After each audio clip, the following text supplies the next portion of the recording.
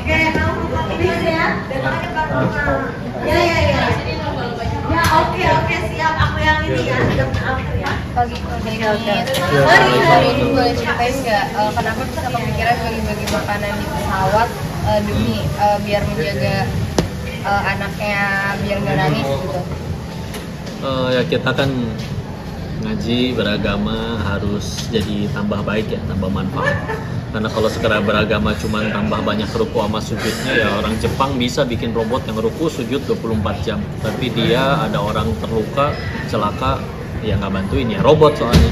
Nah ini pengen ya buktiin sih di hadapan Allah, ya Allah mudah-mudahan yang dipelajari atau ibadah yang dilakukan harus membuat ada perubahan jadi kebaikan bagi orang. Terus juga ada inspirasinya, istri nemu tuh di medsos ada ibu-ibu yang dari Korea ya pernah ngelakuin kayak gitu juga, kita tiru yuk ya, begitulah ternyata gunanya medsos ya, ada inspirasi kebaikan bisa coba diamalkan juga. Tapi respon dari penumpang pesawat sendiri gimana pas Pak Denis bagi-bagi makanan itu? Variatif ya, tapi semuanya banyak yang ngertiin tanpa harus dikasih juga. Ada yang malah jadi welcome, ada yang malah jadi ramah dan tanya-tanya. Tinggal disesuaikan aja paling ya kan. Kalau ini dia orang Cina ya pakai Mandarin, berarti pas yang orang bule ya pakai Inggris, orang Indo pakai Indo, sesuai bahasa. Pas Pak Denis bagi-bagi makanan itu kan itu ada notes-nya ya, itu kalau boleh tahu isi notes-nya apa ya? Iya, itu seolah-olah si anak-anak yang nulis, halo, assalamualaikum warahmatullahi wabarakatuh, kami Ibrahim sama Muhammad. Ini pertama kali kami terbang, pengen ikut Papa Safari Dakwah.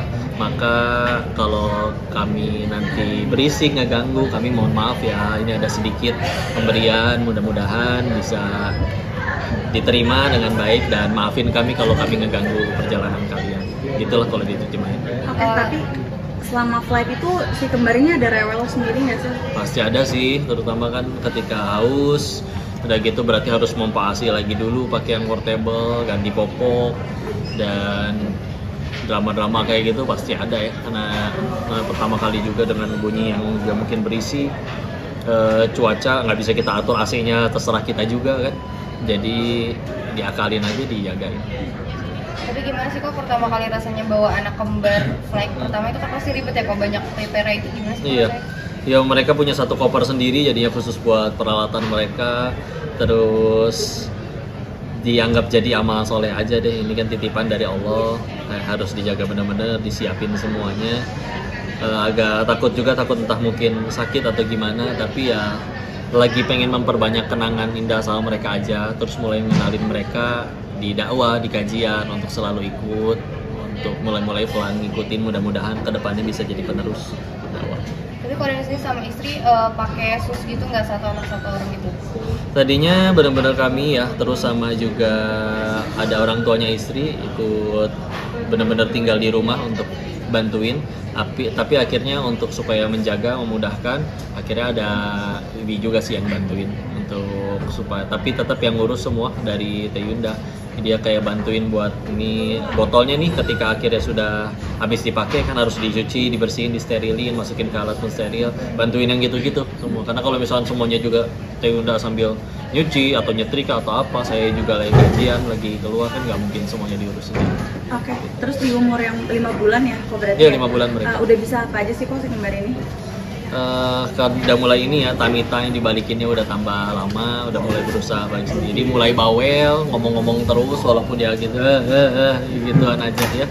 Terus udah mulai bisa digendongnya, didudukin, digendongnya udah nggak harus pakai pegang ke kepala, udah mulai kuat lehernya, gitu-gitu sih, alhamdulillah. Udah mulai kuat AC juga, tadinya kan namanya bayi prematur harus pakai inkubator kan, sekarang bahkan mereka nggak pakai AC itu udah bisa kepanasan, udah bisa keringetan. Tapi ada perbedaan nggak kok itu antara mereka berdua yang signifikan? Misalkan yang satu cengeng, satu lebih diam atau gimana? Iya, mereka juga kayak masih ngeraba-raba gitu ya. Ada satu yang kayak diajakin keluar senang banget, kelihatan anteng. Ada yang lebih sukanya kayak diletakin di rumah, nyalain AC, nyaman. Ada yang ketemu banyak orang dia kurang nyaman. Ada yang ketemu banyak orang anteng-anteng, ada mayem aja. Yang berisiknya malah di rumah, ketemu orang malah diem. Ada yang gitu-gitu. Tapi kok ini kan dapat anak kembar ya? Iya. Ini program atau emang? Yang ini berhasilnya yang di program bayi tabung, ini IVF, in vitro fertilization. Nah, jadi waktu itu di program dimatengin dulu sel telurnya, dapatlah 23 sel telur, diambil juga sel spermasanya, dapatlah 13, dimasukin 2. Jadi masih ada sisa stok 11 lagi yang tinggal ditanamin di rahim. Tapi itu prosesnya berapa lama ya kok programnya? Prosesnya itu hampir setahunan ya, karena pertama dicek dulu semuanya. Saya dicek dulu kondisinya, yang istri juga dicek dulu, oh ini ada masalah apa aja, kayak misalkan contoh haidnya tidak lancar, dilancarin dulu. Ada penerbangan dinding rahim enggak, jadi kalau ada dikikis dulu gitu istilahnya, ada endometriosis atau enggak. Jadi ketika akhirnya semua sudah kondisi yang bisa untuk diprogram, baru diprogram suntik dulu besarin sel telur, dan akhirnya sampai setahunan lah, sampai akhirnya ditanam. Setelah akhirnya ditanam juga nunggu lagi kan 9 bulanan sampai lahir. Tapi itu emang Koko sama istri sendiri memang pengen punya anak kembar atau gimana tuh?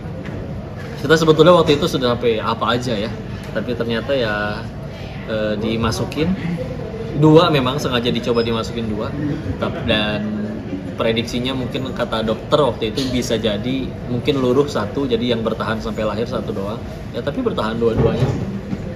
Tadi kan prediksi bilang masih ada sisa, nah itu kira-kira disimpannya di rumah sakit atau gimana tuh? Itu nggak bisa di kulkas sembarangan, ada kulkas khusus di rumah sakit dan kita nyewa biaya untuk ininya, ada biaya per tahunnya. Kalau gitu. boleh tahu biaya per tahunnya berapa tuh Kak? Itu waktu itu kita sudah diinkludkan paket kerjasama ya, jadi detailnya berapa kurang tahu, tapi kalau nggak salah mungkin per tahunnya sekitar 5 jutaan kalau nggak salah. Jadi hanya untuk nitip ditaruh di kulkas khususnya, karena nggak bisa pakai kulkas kita yang kayak di rumah gitu.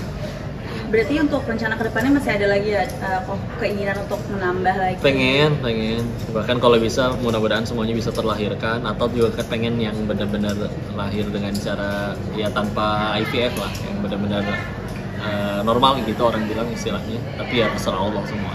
Kalau ini sendiri sama istri kira-kira pengen punya berapa anak sih Pak? Kalau saya pengen yang ada di sebisa mungkin sebanyak-banyaknya ya, 17 ya, tapi kata Allah punya berapa ya kita cuma bisa ngikutin aja, ikhtiarin aja terus. Pengen sebisa sebanyak-banyak. Oke. Terima Terima kasih ya.